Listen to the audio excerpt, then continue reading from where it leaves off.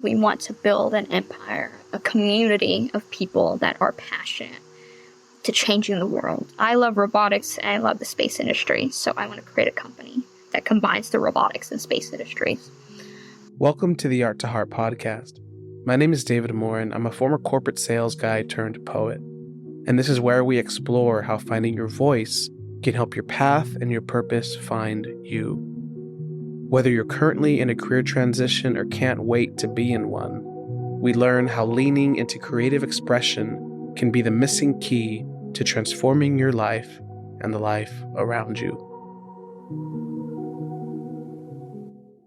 Hey y'all, please excuse the background noise during this intro. The interview will not have it. It's only this little intro script currently out in Guatemala. I'm very excited to share this episode with you because today's guest is a freaking rock star. Eliszabeth Van was born in Vietnam and moved to America at the age of 3, where she would grow up to survive an abusive childhood, be unhoused twice, and witness her father be incarcerated. During middle school, she walked in the Texas summer heat going door to door with her mom, filling out job applications because her mom did not know English. Fast forward to high school, she joined a robotics club, found her passion, and got a community in return. After going back to Vietnam to visit her hometown, Eliszabeth was inspired to sponsor and organize STEM workshops for youth, completing cold calls and securing sponsors to make her dream a reality, all as a high school student. But she was just getting started. The summer after graduating high school, Eliszabeth interned for NASA and worked on a rover that has been to the moon. As a freshman in college, she applied for a job at Boston Dynamics, the world's leading pioneer in robotics technology. Oh, and this job listing was for graduating college seniors, and she still got it. And through this journey, she's found love, forgiveness, grace, and an unwavering ambition to use her gifts for the good of mankind. And I don't say that lightly, as you'll see in this episode. At the time of this recording in September 2022, she was only 19 and is a self-proclaimed time billionaire. I met Eliszabeth in 2021 in the online mentor sessions hosted by Alex Benayan, the author of an incredible book called The Third Door. During these Zoom calls one day, I saw a chat about someone needing help with their college admission essays. I had just discovered my passion for writing, so I offered my help and got to know Eliszabeth and her unbelievable story over the next several months as I helped her with her essays. In this episode, we learn about her journey and touch on other subjects like why making space exploration should remain a priority even when there's so much help still needed on Earth, why young people should focus on becoming great at one thing instead of doing 20 other things just to look good on college admission essays, and how engineering is a form of art. One last thing to mention before we jump into the episode. You'll hear that Eliszabeth was working through some difficult emotions towards her mother as she was sharing about the unforgivable abuse she received from her father growing up. She initially asked me to remove these parts, but then changed her mind. The following is a text I received from her so you can see how she is wise beyond her years and why her heart is as big as the moon.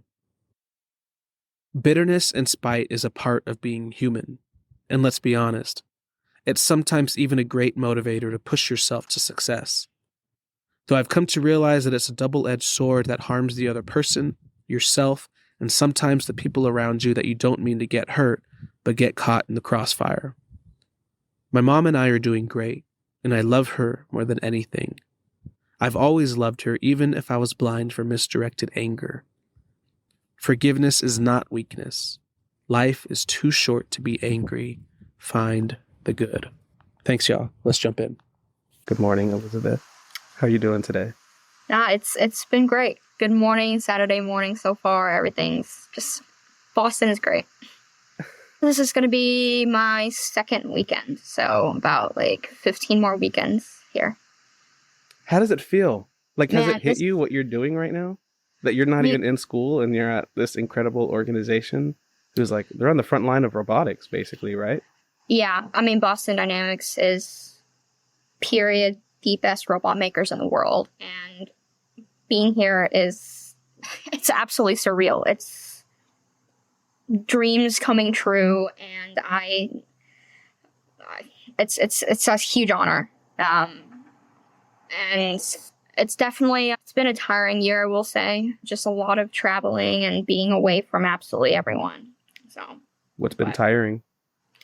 Just being away from the ones I love, mainly, my mom and my girlfriend. So in Seattle alone for the entire summer, and then now I'm gone again, and I won't be back, and I won't see any of them until pretty much January. So. Oh man! Oh, so you're gonna be there for the holidays? Alone? Oh, actually, so I won't see my girlfriend until January, but I will see my mom for Christmas. So. Yeah. How's your mom feel about everything you've been doing? Is she like, can she even believe what you're doing? She's like, what do you mean you're not going to go to school?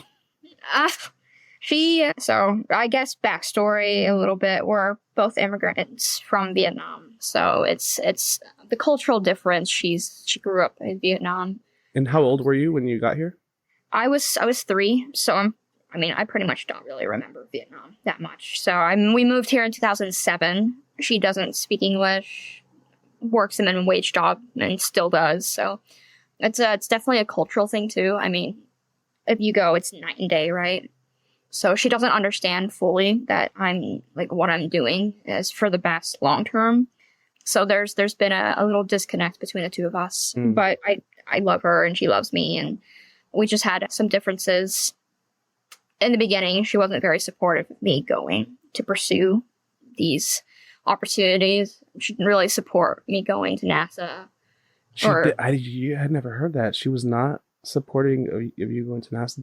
She wanted me to go to community college and stay home with her. And then when I got the offer from NASA, she didn't want me to take that. So I get it. Part of it's also like in this entire, country, it's only the two of us. It's ever only been the two of us for a long time. And you two have been through quite the ringer as well. It's not like you just moved here and then you're just trying to get over it. You don't have to talk about any of that if you don't want to, but I know that. No, definitely. I'm happy to go into it. What was your job at NASA, by the way? Quick detour. I was working in the robotics division as a robotics intern, year 4 robotics intern. So I helped develop some design some stuff. And a year 4 intern? Is that what you said? ER4. It's engineering robotics division 4. So okay. It's just what NASA labels stuff. I thought you said year 4, and I was like, didn't you do this your freshman year? Yeah, no. It was the summer after graduation from high school. So, didn't you control a rover? I did. So the space exploration vehicle was driven. So I worked on that team that created that. It was actually at President Obama's inauguration in 2008. So I got to drive that, and it was like cherry on top. What was it like in the moment? Like surreal. That thing could never go to the moon. It's like not pressurized. Like it's terrible wheels, etc. But it was like, wow, right?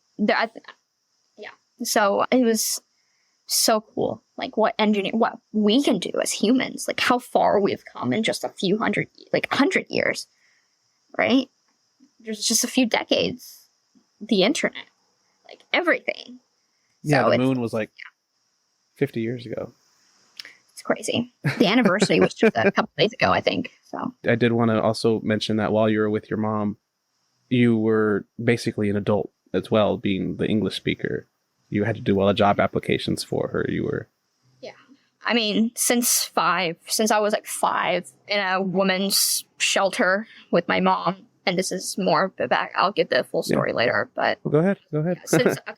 So, moved to the United States. I'm a U.S. citizen because of my dad. He's also like Vietnamese, but yeah, all my life came to the United States. He was very abusive, mentally, physically, unfortunately, sexually abusive as well.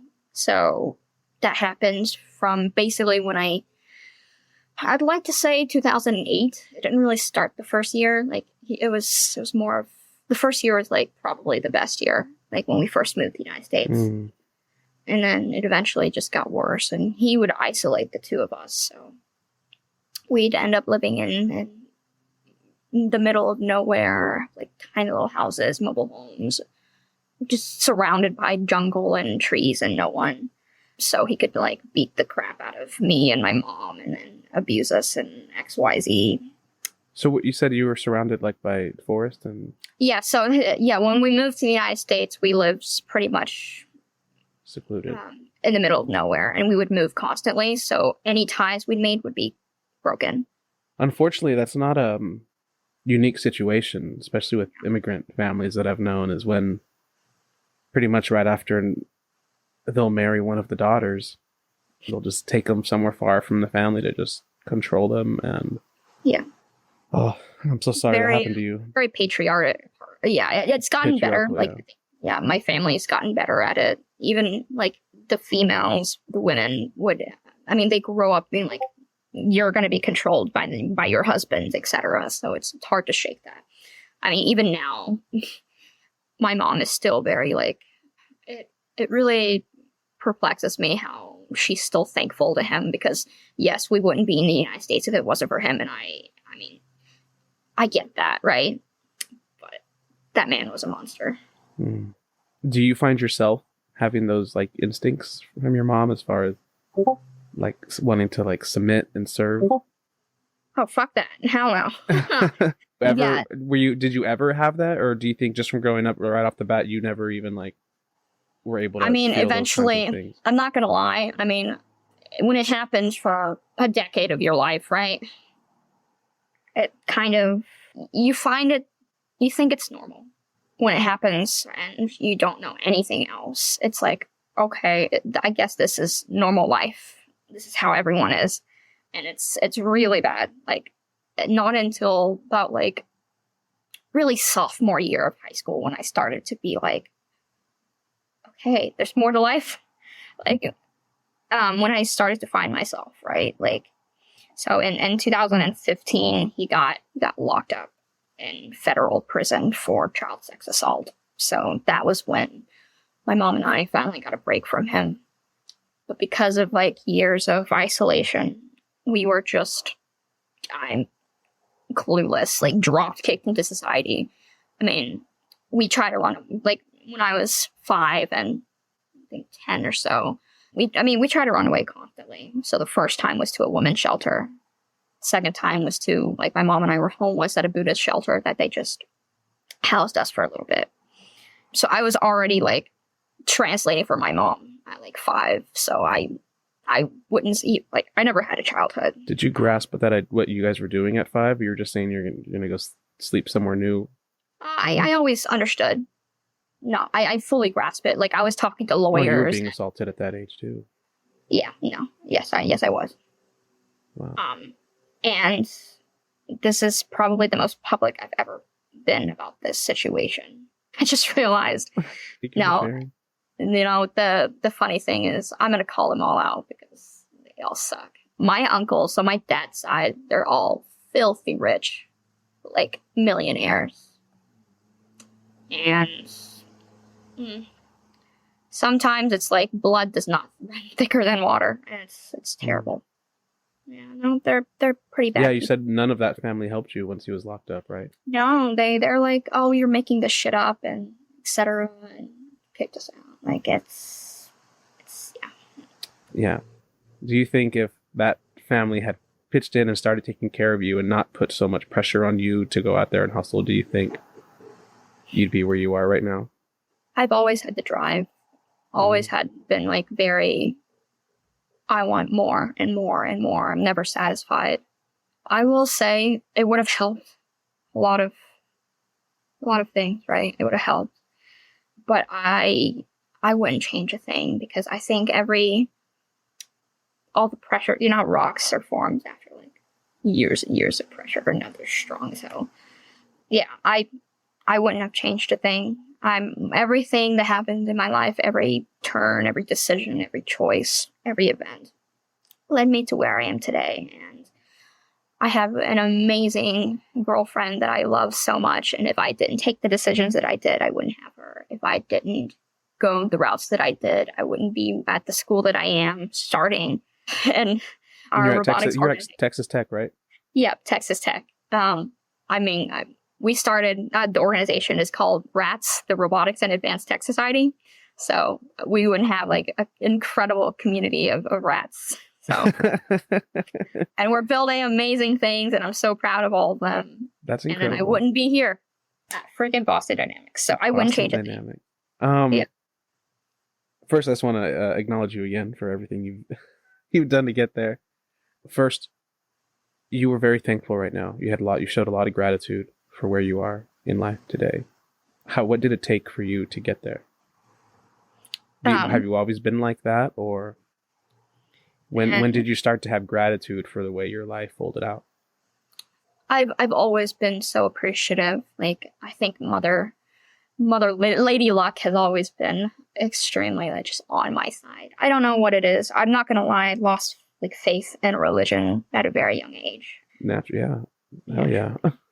But there's always been somebody that's watching over whatever it is, or maybe it's me, and I don't know. It's like I've been so lucky, so fortunate to have just random people that have been picking me up, like people just that decided to help me, right? Total strangers. Well, I was talking to a friend recently, and we were talking about that. And, I think luck always seems to follow action. And you have been always someone who takes action. And so I think if you had just kind of been wallowing at home waiting for someone to come, you might still be waiting. But the fact that you and your mom didn't take no for an answer. You guys just kept fighting on every day. She is so strong. Things she went through, she could have, right? If when he got incarcerated and when his my uncles threw us out, we were about to be homeless. She could have chosen, I have enough money. Let's just go back to Vietnam.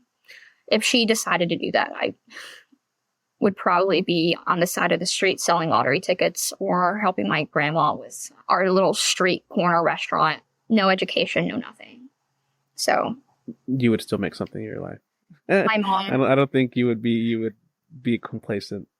No, I most certainly would have rolled over Vietnam or something one day. You had also said that this is the most public you've been about telling your story. And I remember when I was reading your college admission essays, you took your story by the horns and really took control of it. And so what? I suppose the public thing is calling out my uncles. Okay. Yeah, because they most certainly know that he abuses kids and his wives and all that stuff. And they actually, I was sitting there and they were contemplating, should we just buy a boat for you to go to Mexico and escape? And I was like, okay. So, I mean, yeah, that I've never been public about. So, yeah, because you said he had other kids that you guys had found out you had that in common, right? Yeah. What was that like? Yeah. When you realized you weren't alone? Shit, this guy's a monster. It's straight up, they're all monsters. I'm not my siblings, but him and the people enabling it by inaction, right? Knowledge and then inaction of that with that knowledge, and then enabling that action and then protecting the monster. It's I love my siblings. I think we definitely we talk about it sometimes, and it scares us sometimes to look at least for me. I can't speak about them, but sometimes I look in the mirror and it's holy shit, it's him. Oh, fuck. Have you heard from him since he's been in prison a few years now? He's been in there since 2015. I haven't spoken to him since early high school. How long was his sentence? It was 15 years plus probation when I turned 18. So he's out now. I have not heard from him, which is really interesting because my mom divorced him finally. I helped with the paperwork and whatnot. And she's also a citizen. And so proud of her for doing that. Working, 60 hours a week on minimum wage, and then also going home to study with me for that citizenship exam when she doesn't know English. My mom is just, she's one of a kind.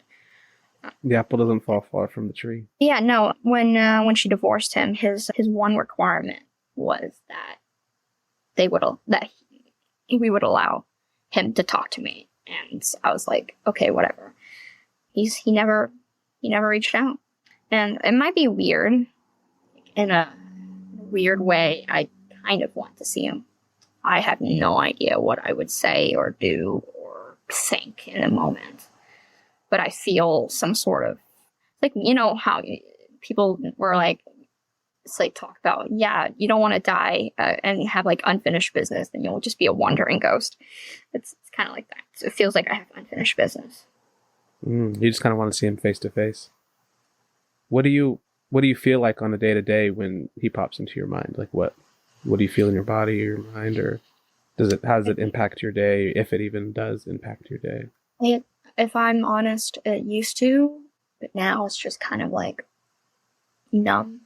It's like sometimes it will impact me a lot, depending on like other situations that kind of just, maybe this is really poor management of like emotions, but I kind of just like, I shove it down and I also add a shit ton of work to my schedule so that I forget about everything. I'm glad you brought that up because you reminded me of a question I wanted to ask you earlier, and now it's kind of full circle. Earlier you said that your work ethic, nothing is ever enough. You just want to keep going and going and going. So what is enough? When would be, do you have like an end game of, I know you're gonna be a huge, you're going to have a massive impact on humanity, that I already know, and you're going to help us a lot. But for you personally, what do you have an end game right now, or just want to see where this takes you? So what would you consider to be successful? Like, what would be your masterpiece? You're like, okay, this is done. So I have two answers. One is the ambitious one, and the other is less so. In perspective. And I'll say this: you probably think my question's stupid because someone as ambitious as you're like, what the hell do you mean? And so I'm not torn from that cloth, and so yeah, I just want to no, it's not a stupid question. I love your questions. So going back to the gratitude thing, man, it's like some random 20-something-year-old guy just saw my mom and I was struggling. Like, we didn't have a car, right? So he just picked us up and helped us move to this new place when my dad got locked up. So if it wasn't for him, we'd be homeless again. Stuff like that, right? And then my mentor in robotics. Like, when I joined robotics, my life just completely changed. I couldn't afford to pay the dues. I mean, I couldn't stay home after, or stay at school after. Because you couldn't get rides, right? Right. So, like, my mentors and peers would take turns. They'd feed me dinner. They'd give me rides home every day. They're like, you don't have to worry about dues. And it's not only, like, I've always had a love for building things, for engineering, right, for creation, community, right? The love and respect and care, community was what cemented, like, holy shit, like, this is what I want to do for the rest of my life. This is it, right? Community, people are so important in my life. I value people and relationships with people so very much. Everyone goes through a hard time, and we just got to look out for each other and be there for each other. So what was the moment in robotics where you realized you found a home, and that did you feel like whole again? Like, what was that feeling? It was a second home. It really was. It was a second home. I mean, once they welcomed me and everything, that was it. And then when I really fell in love with robotics was when we went to our first competition and our team won.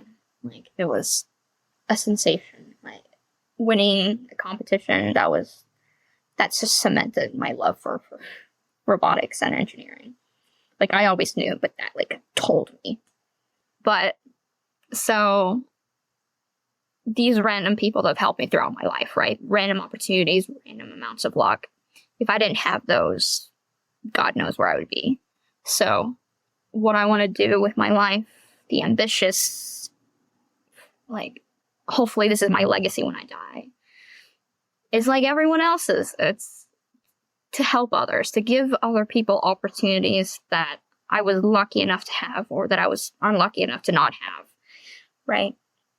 If I even just change one person's life, like, you know, maybe that person is stuck, like, where I was and just couldn't get out because they didn't have the opportunity.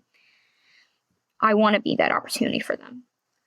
So my lovely girlfriend and I we have entrepreneurship blood in our, like, coursing through our veins. So, How did you guys meet? a Zoom call, actually. By the way, I just want to add, I was so happy for you when I saw you start posting pictures. Oh, she met someone. No, shoot.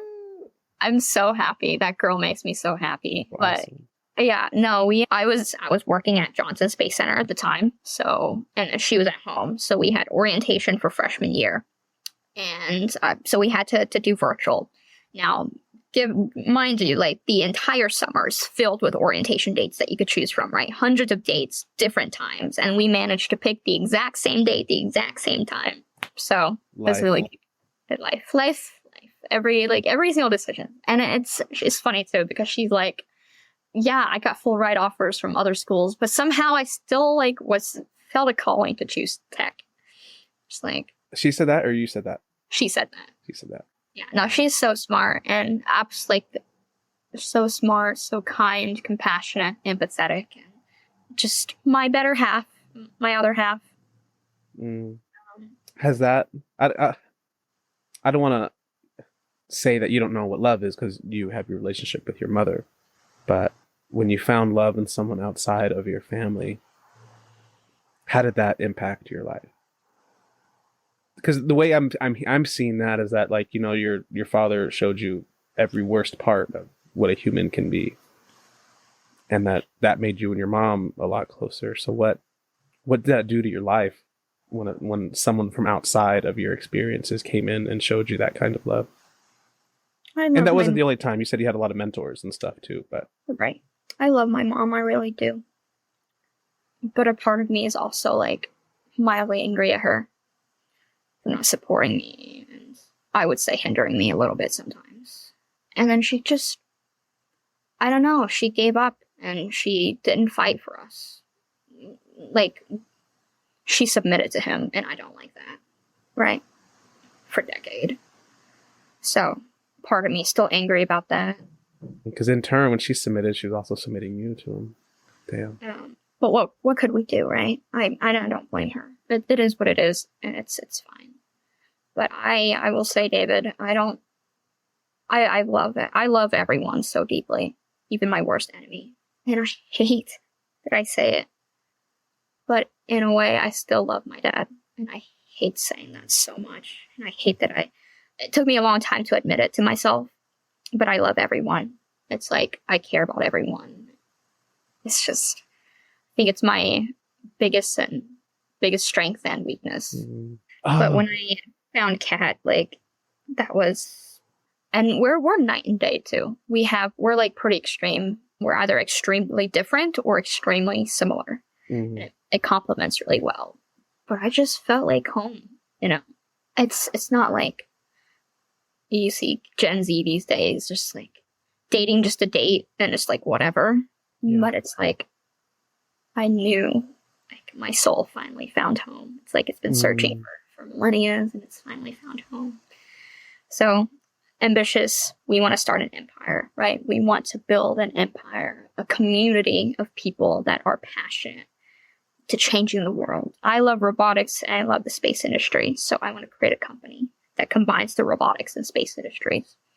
And through that, explain that to someone who has no idea what that means. So what do you mean combined? So SpaceX, NASA, Blue Origin, they're actively trying to help bring humanity to space, right? The new frontier.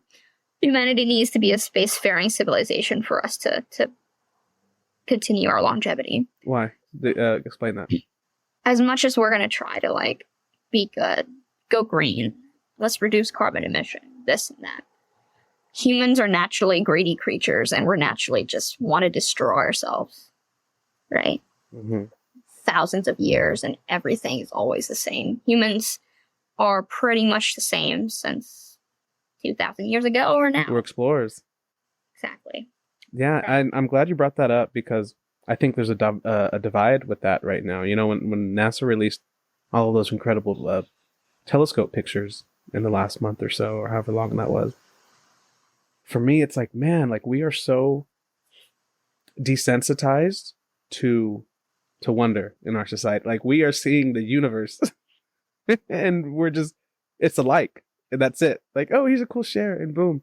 And in my head, you know, the poet in me was like, how are we not filled with more wonder right now? Like, how is this not a unifying event? Like, this is insane. Exactly. And I had a friend respond to me, and he's like, I kind of find it hard to care about space when there's a lot of shit to be done here. Like, we're neglecting a lot here. So what I will say to people like that, innovations that are happening in the space industry are actively helping, sorry, Boston stuff, the noises, but innovations that are happening in the space industry are actively helping contribute to innovations that are helping Earth right now. Freeze-dried stuff that astronauts used to eat, right? They freeze-dried their foods. We now have that to help with freeze-drying stuff for Earth, right?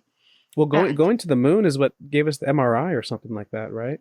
Yeah. So, I mean, yeah, technologies and like innovation, right? No matter how you put it, innovation is innovation. It drives absolutely everything in humanity. It drives humanity forward.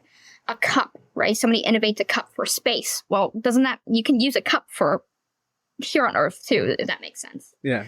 So innovations, people, inspiring people to want to innovate new technologies. It's not just helping the space industry, it's helping everyone, because you can take that innovation and you can apply that to here on Earth, right? Mm-hmm. So that's my little thing on that. Okay, so your company, you're combining robotics and space. Yeah, so take space and you take robotics, autonomous or teleoperated machines that will go help humans accomplish some task, right? So, and that could be, let's say, a robot that goes and repairs stuff on the outside of the International Space Station, right? So a human doesn't have to risk their lives and go out and do a spacewalk to go fix XYZ thing. So, I mean, robots and artificial intelligence are going to be the future.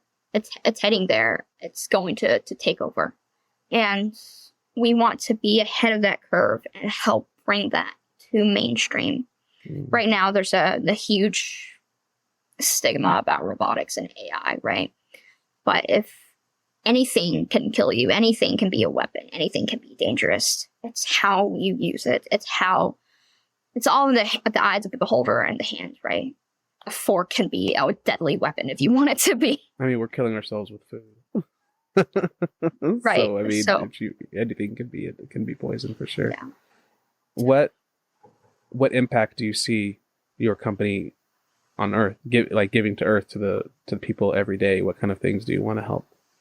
Yeah. So that heads into a little bit of like NDA territory. I'm actually not allowed to talk too much about it.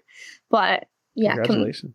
No worries. I'm excited. Like, genuinely, we want to make robotics mainstream, is what it is, right? Everyone, I want everyone on this planet to have one of our technologies. So that's like the ambitious goal. If I wouldn't told yourself 5 years ago the conversation we'd be having today, would you believe it? I wouldn't believe that I'm like doing the things that I'm doing, but I would believe that, like I'm saying, I want to have my robots or my technology in every single household. That since childhood, I've always been ambitious, right? Y'all saw her here first, Eliszabeth Van, of the Art to Heart podcast. No worries. But it's always had so much self-doubt, though. I really do. And it's What's that like? And what does your doubt tell you? Imposter syndrome. It's like, how did I get here? Right? The best robotics company in the world. How did I slip through the cracks? I feel like it's crazy, though. I am the dumbest person in the room, but it's such a great feeling, because when you're the dumbest person in the room, there's the most to learn, enriching yourself in every aspect possible. And I would correct you from my perspective. I don't think you slipped through the cracks. I think you kicked those walls down. Those slipping. Not me. And I want to touch base on that and go back to high school for a second. Yeah. Because first, I want to know what inspired you at first. You said you always like to build things. So what inspired you to join the robotics community? Man, honestly, shoot. I didn't want to spend the rest of my life working a minimum wage. one, spite. And like, spite is a great motivator. I didn't want, like, my family threw me out. My dad, like, they never thought my mom and I would amount to anything. So that is often a great motivator for a lot of people, I would say. Do you think that motivation would have been as strong if you weren't like seeing your mom working every day and doing all her job applications and basically going through that whole employment process with her? Do you think that woke you up to what that life gives a little bit more? I was just, so I went and we walked in like the Texas heat, right, to go apply to a bunch of stuff. So I just sit there filling out job applications. And then when Whataburger gave her a job, she's still at Whataburger, I asked for $7.90 and they gave it to us. And we were so happy. $7.90, let's freaking go. $7.90 per hour. And now I look back and I just laugh, right? Because I had no idea. And then she had 2 jobs, 3 at once. And then she went down to 2, and now she's at Whataburger because they pay her, like, I think $12 an hour, which is not a lot, but it is something. A raise, yeah. Yeah, but like her other jobs would bully her, right? And I would get absolutely furious. And you should imagine, it was hilarious. Tiny little, like, me from like 13, 12 going in and be like, what are you doing? Don't you speak to my mother like that. So because she doesn't. That's like in your bones. That's what you're made of. Yeah, no, I was absolutely furious of people like bullying her at work. I just went there and like, you do not speak to my mother like that. And then I think that was like, it wasn't a realization, but I like internally realized that makes sense. Like, I never want to go through this again. And I never want her to have to like go through this again. So a lot of it too is to not, the motivator is yes, I want to show my family that, well, fuck you. 2, I want to give my mom the life that she gave up for me. Mm. And I want to help others as well, because there's millions and billions, there's billions of people out there that are struggling, and I want to help, right? I'm a huge believer in philanthropy. So let's say if I do end up making X amount of money, it's like you can't bring that with you when you die. And if I end up having children, Kat and I are probably going to adopt, but we give them a small amount. But then the rest I want it to go to charity. Foundations, create foundations that would help people in poverty. You got to take notes from Warren Buffett then. The second you start working, just start investing as much as you can. Yeah. Because, like, I mean, yeah, I'm pretty sure, I don't know anything about finance, but I'm pretty sure that was the name of his game. Started investing as early as possible to let that compound, and then he just donated all of that recently, right? Yeah. Billion. I mean, what are you gonna bring with you when you die? Absolutely nothing. Yeah. When did you start casually thinking about death in that way? I've always thought about death, not dying though. Like I've never thought about suicide. Like there's just too much cool shit to do and to die. It's a question that I've always asked myself, like, what happens after you die? Like, I genuinely wonder, and I wouldn't say I'd never find out, but it's like, well, I guess I would eventually find out, but. What's your current theory? Do you have one? Well, it's like, I've been under anesthesia, right? Multiple times, and it's just, time disappears, and it's just black void, and that scares me. Like, void scares me, I suppose. Like, nothingness. It's like all this ambition, all this and that in the world and life, and just nothing. It's like I almost wish there was like a heaven or a hell. I don't care which one I go to. I just want something to happen. Did I ever tell you about it's just because it's exactly what you're saying. Did I tell you about the darkness retreat that I did last year? No. Tell me about it. It was exactly that. It was, I think I've mentioned it on another episode already, but it was a pitch black room that I went into in Oaxaca, Mexico. And, that's when you were, I think you saw my stories of, oh my gosh, how much does that room cost? Yeah, you were in Mexico. Well, where are you? And I was like, dude, you're going to be able to afford a way better vacation when you graduate. Like, you're chilling. Like, you're going to be making so much money. And you're like, but wait, but how much money is enough to do that? I was like, don't even worry. Like, the first job you get, you are going to be able to go anywhere you want to go. So that was the day after I got out when we had that text conversation. So anyways, the darkness retreat is just this room that was pitch black. It was designed to eliminate all light. There was like Velcro and wood over all the windows and then over the doors so all the sunlight can't creep in. And I stayed in there for 60 hours. They bring you food. There's a way to get food without light getting in. There's a bathroom, there's a bed, there's a shower, and you're just literally in pitch black darkness the whole time. And for me, the way you said it, like it's just void, it's nothing. I think that's how I envisioned it too. And I've always been terrified of the dark growing up. Me too. And so that was just a way to face my fears. It just felt so natural and so normal to do that. I just felt called to it. And so I go in there and I have a candle. And, the guy said you can blow it out whenever you want. And he's like, you can leave it on until tomorrow morning. You can blow it out as soon as I leave. You can just do it. And I ended up blowing it out immediately when he left. Like just from a gut instinct, just like there was a whisper, like just blow it. And the second I blew it, it was like I had gotten the biggest hug in the world. I felt so full and like held.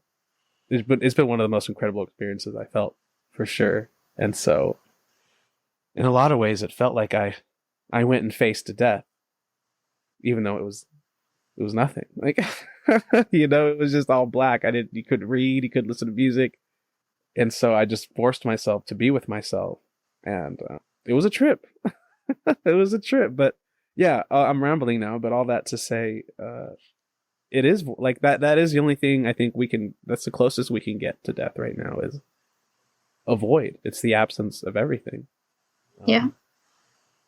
Maybe it's just like endless stillness. I don't know, because like I don't know how many thoughts I'll have when I die or not. But yeah, it's like what I'm wondering. Is there any thought, right? If there's no time, there's no thought, you're just absolutely nothing.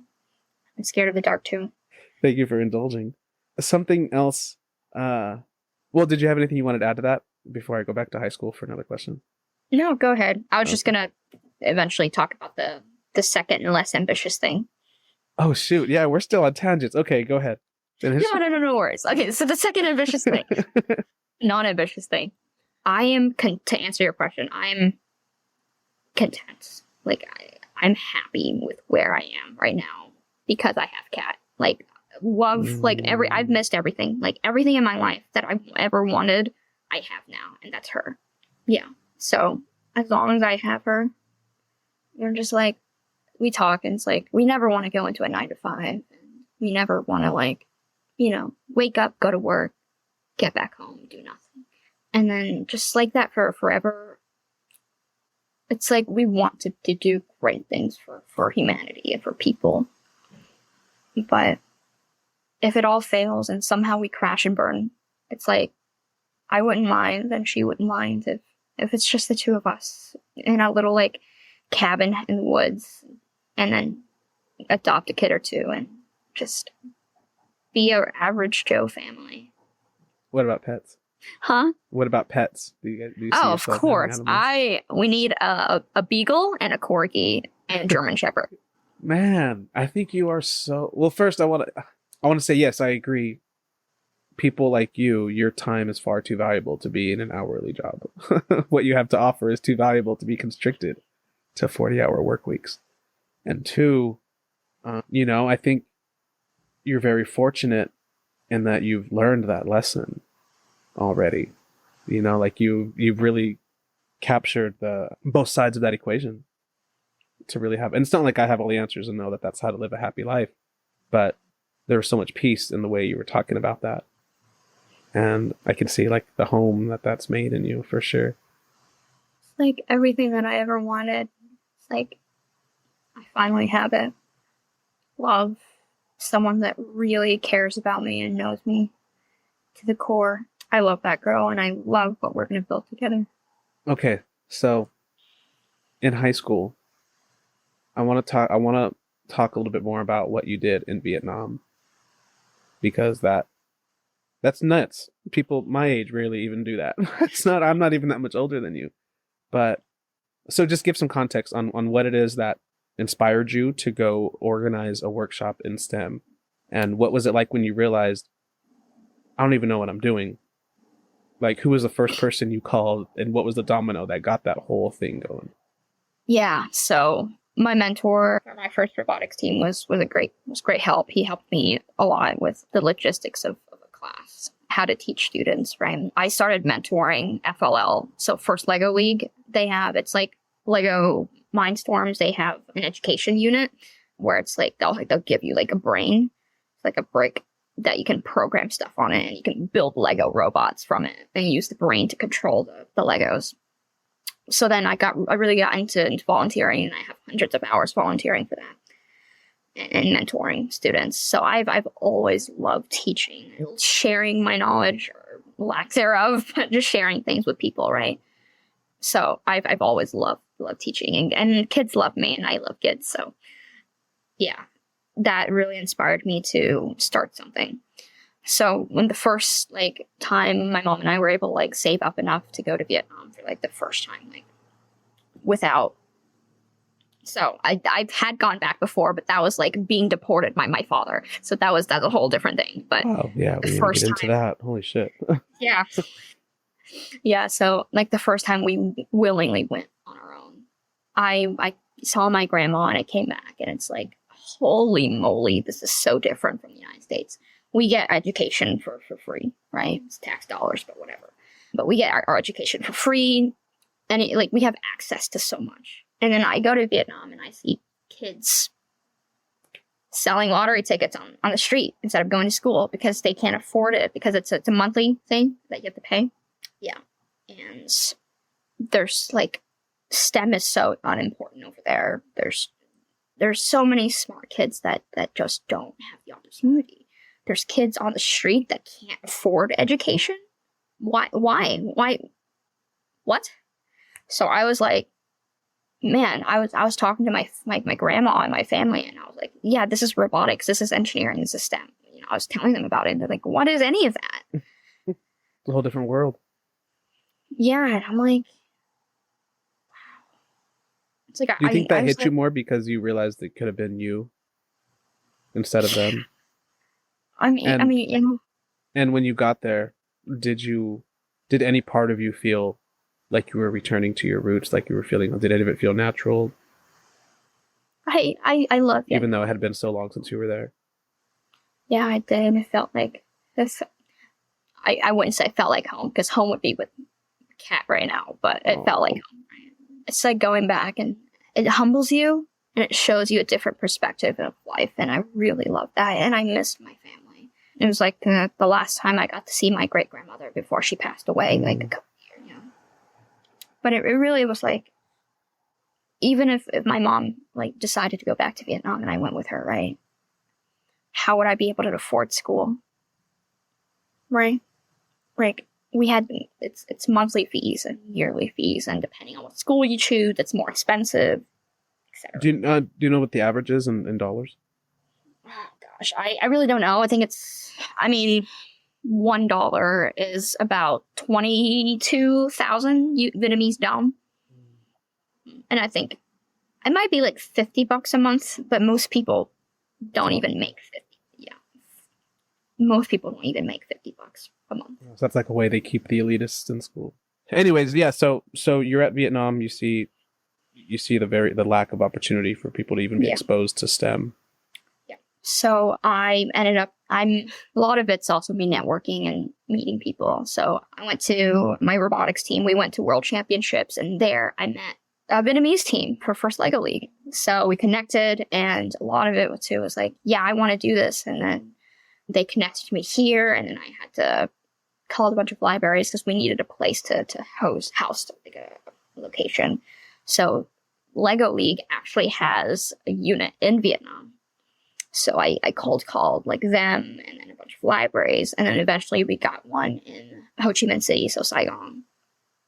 And I wanted to be completely free, and I wanted to support the kids. So we got donations, so they would compete, and then the winner would get some amount of help financially, and they'd also have a great time and learn something new.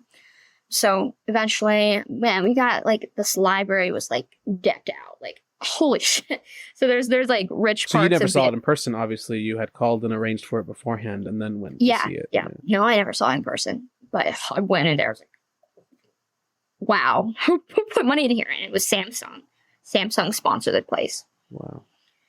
I never dealt with Samsung, but yeah, it's like Samsung went and helped build up this part of the library. It's like a little school, and it was just sitting there unused sometimes. And I was like, "Let me use it," and they're like, "Okay." So That was your canvas. Yeah, it was great. Like it had laptops for the kids, iPads for the kids to use, and then a bunch of Lego sets. So cold calling, organization, the course, how to come up with a course, right? Education course. Like, what are you going to do on XYZ day? And then how's it all going to work? So logistics, and then planning of finding a housing. And then pretty much advertised it out to the Vietnamese public, and then got a good amount of like really good kids, right? Like I see in their eyes, and it's like they were so inspired and so happy, and they were so just, it's like youth, right? Youthful wonder. Like wow. And then that inspired me when I see them so just in wonder of something new. It's like when did that experience hit you? Like when during it did you like take a moment to be like, wow, I'm in Vietnam, like created this STEM workshop? I mean, after like you teach them how to get things going, I just watch them assemble, right?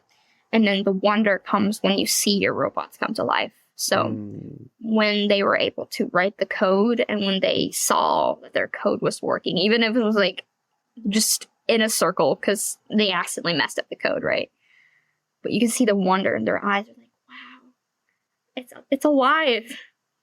And seeing the wonder in their eyes, it's like, that hit me then. So part of the reason I wanted to start this podcast was, even though I've had mostly poets on so far, but I like to talk to people about ways they have found their expression, whatever it may be. And I'm curious, just the way you kind of said that, how do you feel like you're expressing yourself through robotics? Engineering is a form of art. I think everything is a form of art. Creation of something new, something you put your heart and soul and mind and energy into something, and it becomes art. It just happens to be like my style of art comes to life, and and it serves a purpose that makes me happy and helps others at the same time. I think every engineer shares in this, and it's like nothing beats the feeling of seeing your stuff come to life. All that hard work, all that mental energy, desire to create something new, right? Every poet, every artist, it's like you're creating something new. It's like that in a way. And yeah, it's like the first time I built something or helped build something, it's like, wow. It's a great feeling of art, creation. Oh, beautiful. Life in a way. Yeah. So I kind of want to ask a couple questions about advice for young people, because I think you had a very unique path in that so many young people are so obsessed, particularly in high school, are so obsessed with everything that I've heard is motivated by impressing the admissions office. What can I do to impress them to choose me to go into this great school that I need to get into, because then my life will be perfect? And I think I remember telling you that was a load of shit. I was like, no, you're right. I was like, it doesn't matter what school you get into. I was like, all the schools, obviously you're an engineer. I agree with you. So for the most part, you want to get into a school with a good program.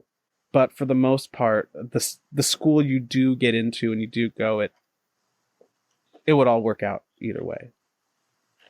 And so I want to get your perspective on that. And where I was getting to with the question is, as opposed to you doing 20 different things to try to like just build your resume as long as you can, you focused on one and you put all of your time and energy into that. And in turn, it developed you as a person. You found a community. You grew. You met yourself in there. And that is what, and you didn't do it for the admissions office, but that's what got you in there.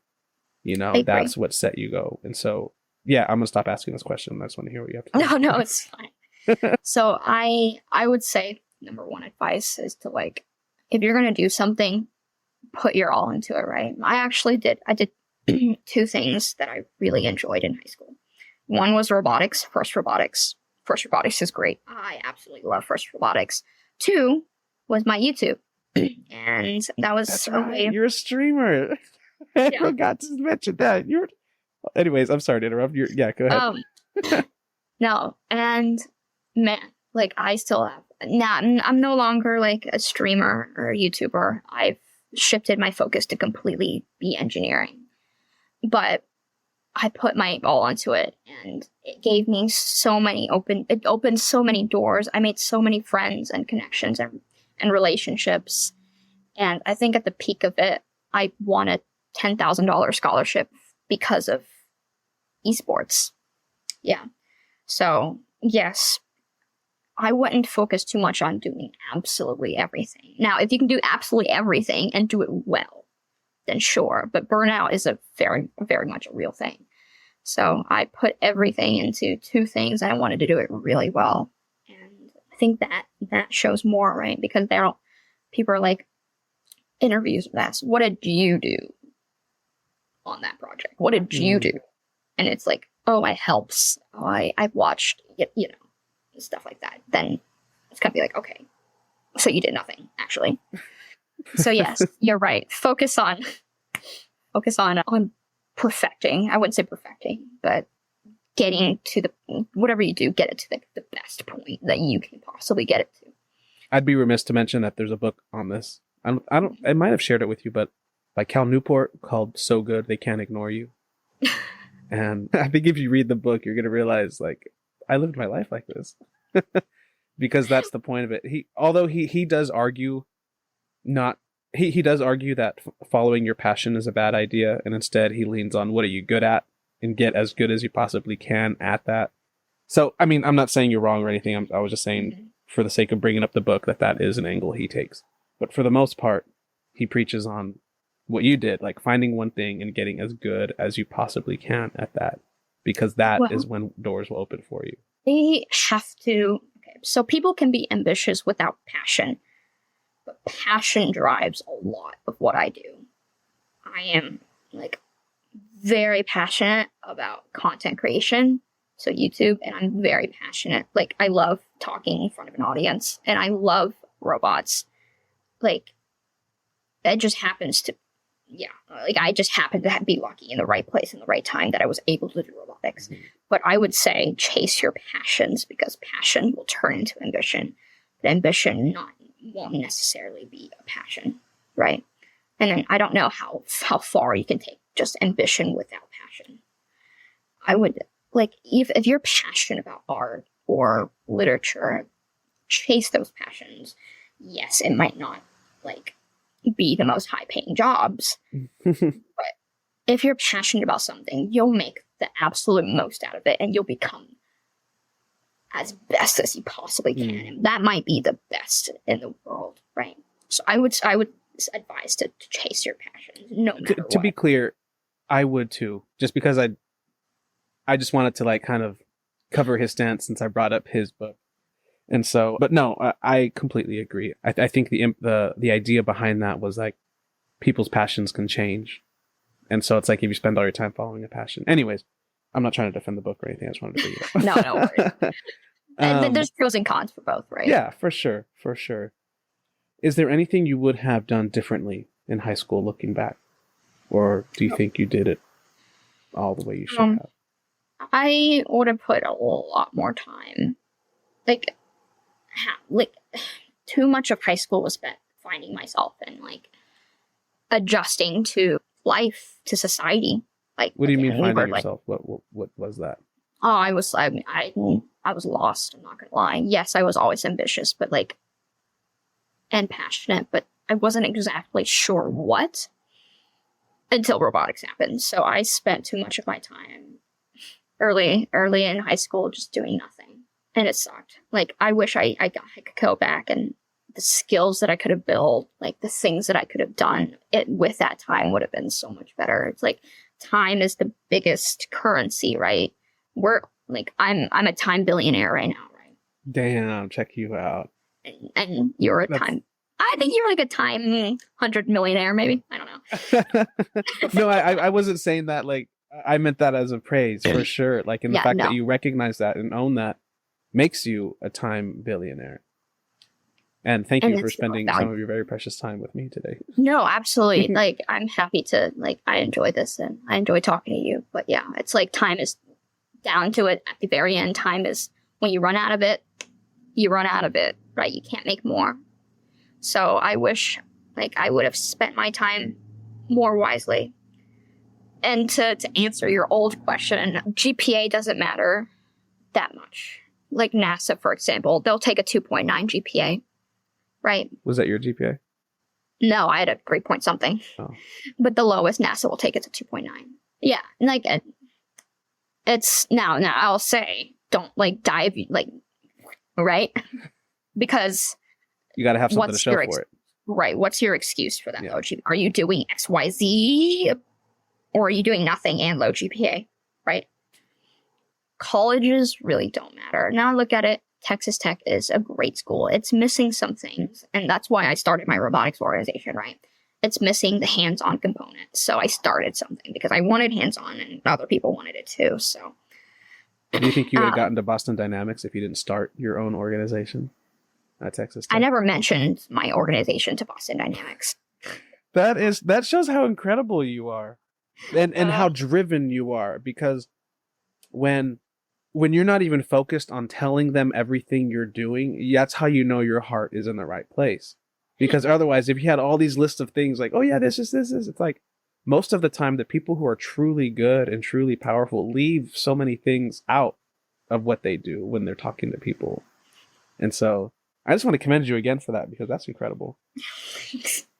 But yeah, no, when I went through the hiring process, I never really mentioned a lot of anything. It was very technical. Like, the interviews were they could have chosen to destroy me technically and intellectually, but like they didn't. So they could have chosen to destroy me. Yes. Would you have been like devastated if you didn't get it?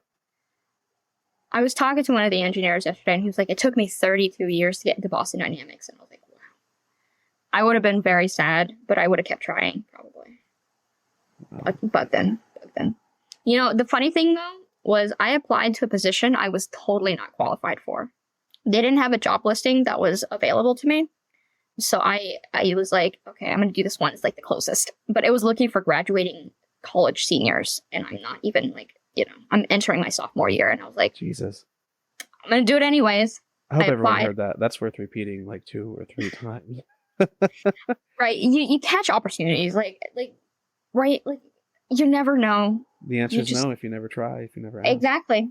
Right? What's the worst that happens? A no, right? When you said like those first couple years of high school, for one, I think you were too hard on yourself saying that that's time better spent learning something, because you were in a very vulnerable and just the state that you were in. I mean, sometimes all we can do is survive. It's easy to look in retrospect and think, yeah, why didn't I do that? And it's like, hindsight is always 20/20. There's always something in the moment that prevents you. So don't be too hard on yourself. I wanted to ask, what was the first like glimmer of hope that brought you back to life? Like, what was the first thing that started beating your heart again? And what brought more of it? You know, because I think it's really hard when people are in a hopeless state to have any hope for anything. And so, like, what was the first thing that introduced hope back to your life? Oh, man. It's like, I think I briefly talked about this too. Well, one, it's like, right, I was through the point where my mom was getting bullied by XYZ people at work, and that really, like, pissed me off. And I never wanted that to happen again. So I was like, okay. And then I got access to the internet, finally. A phone. It was a terrible Android, but I got a phone, and I was able to explore things and see what's out there in the world, right? So that a little bit of anger of people like being shitty to my mother, and just the desire to want more. There's no specific event. There's like multiple things, right? There's no one thing that really pushes you. But once you get a taste of what success could be, relative, it's like you want more. It's addictive. So You are truly wired differently. That is, yeah, everything, all your strength comes internally. That's incredible. And I think in a way everyone's does, but a lot of us, and me included, I needed an external event to really dig that out of me. And in a way you did too. You witnessed something, but you found that strength in yourself in the moment. I mean, where do you think you get that from?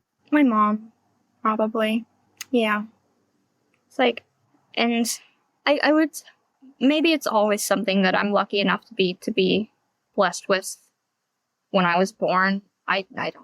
But a lot of it's like the situation of, there's just two, not necessarily like definitive two routes, right?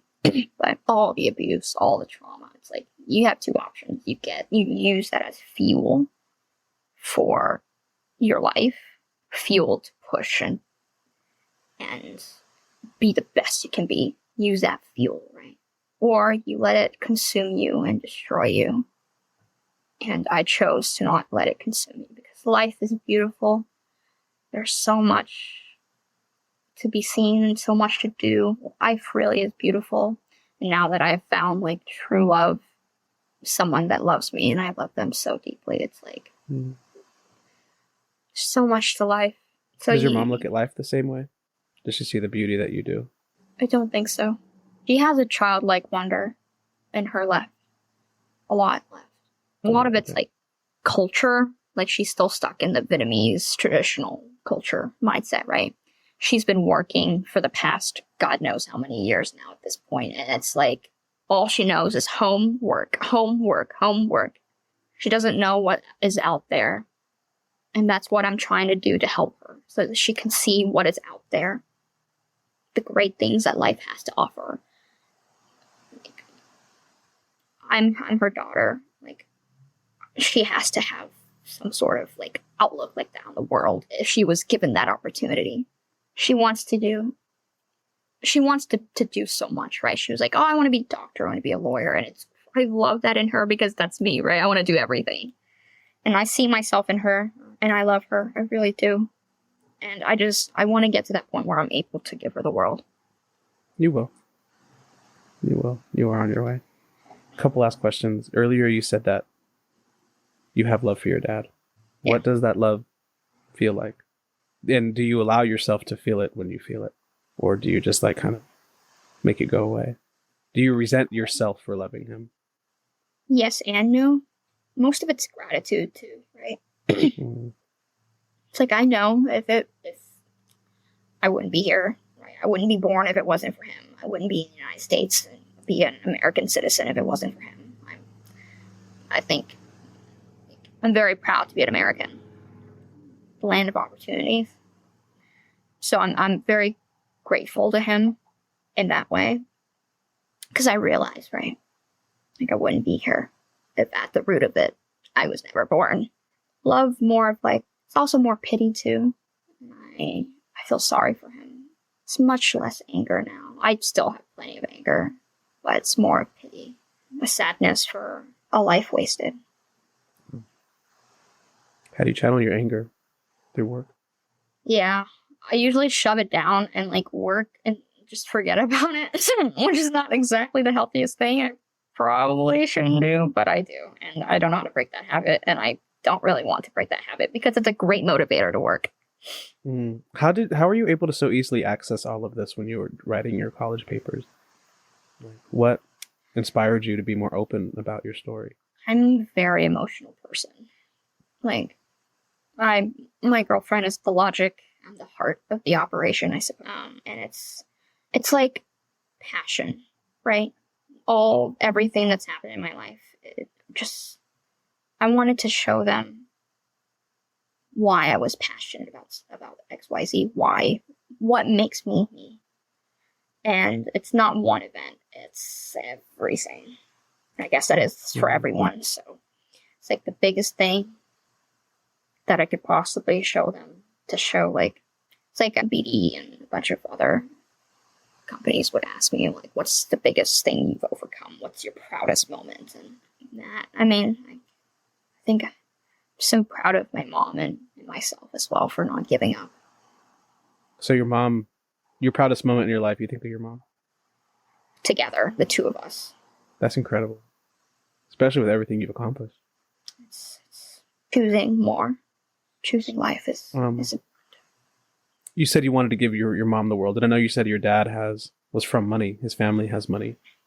But when you're successful and you have money, and if your dad comes to you for help, what do you think? I would. You think you'll help him? I would. Greatest strength and weakness, David. Okay, I have one final question for you because I know we're at time. No worries. This is the question I'm trying to close most episodes with, every episode going forward. Say you go to bed tonight and when you wake up tomorrow, you forget everything you know about robotics. Everything. But tonight, with all the wisdom you have, you can give yourself one post-it note to set you on your path tomorrow, to get you back to where you are today. One piece of advice. What would you tell yourself? Never stop learning. Never stop being curious. Never stop being curious. It's like my girlfriend, she brought this up to me, and I'll share it with you guys too. It's like, why do kids learn so fast?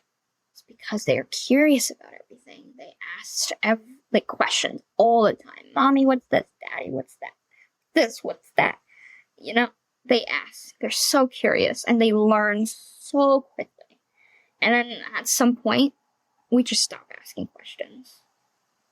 Like I said, we become desensitized to the magic. This life is full of wonder. Exactly. And we take it all for granted. And, there's wonder in what Earth gave us, and there's wonder in what people like you give us. Yeah. I there was a theory I heard on a podcast once that children are like the most pure souls that we can get. Right. And there is another theory that I read this in The Prophet by Khalil Gibran. But in there he says to the parents, children don't belong to you. They belong to the earth and they come through you. And it's just your job to help them do what they came here to do. And I forgot why that reminded me of what you just said. I swear I had a point to connect it all, but no one says that. The overarching point is, children are the wonder. And I haven't had kids, but that's one of the first things you'll hear from most parents who are putting an effort into being a parent, is that this child is teaching them to be patient and is teaching them to re-experience all the awe in the world. Yeah, it's like don't lose the magic, the awe that life is. That's I think what I would tell myself. Don't forget how incredible life is. Thank you so much for coming on, Elizabeth. It's been an absolute pleasure. I just want to give you another shout out and kudos and acknowledge you for everything you're doing. I think that when we first talked, I was like, you know how crazy this is what you're doing, right? Because you say everything so matter of factly, and I'm like, please acknowledge that what you're doing is crazy. No one does this. And so it's been such a pleasure to see what you've done in just the last couple of years. I'm so excited to see what you keep doing. And this is truly only the beginning. Thank you for having me. It's been an honor and a pleasure. Of course. Thank you for listening to this episode of the Art to Heart podcast. If you enjoyed this episode, please consider leaving a rating or review. You can tag me on social media, send me a DM, or even leave me a voicemail at www.art2heart.live. Let me know how you're liking these conversations. If you have feedback, tips, constructive criticism, I'm all ears. This is a labor of love, and I'm still figuring my way out around this medium. Thank you so much for listening, and we'll see you next week.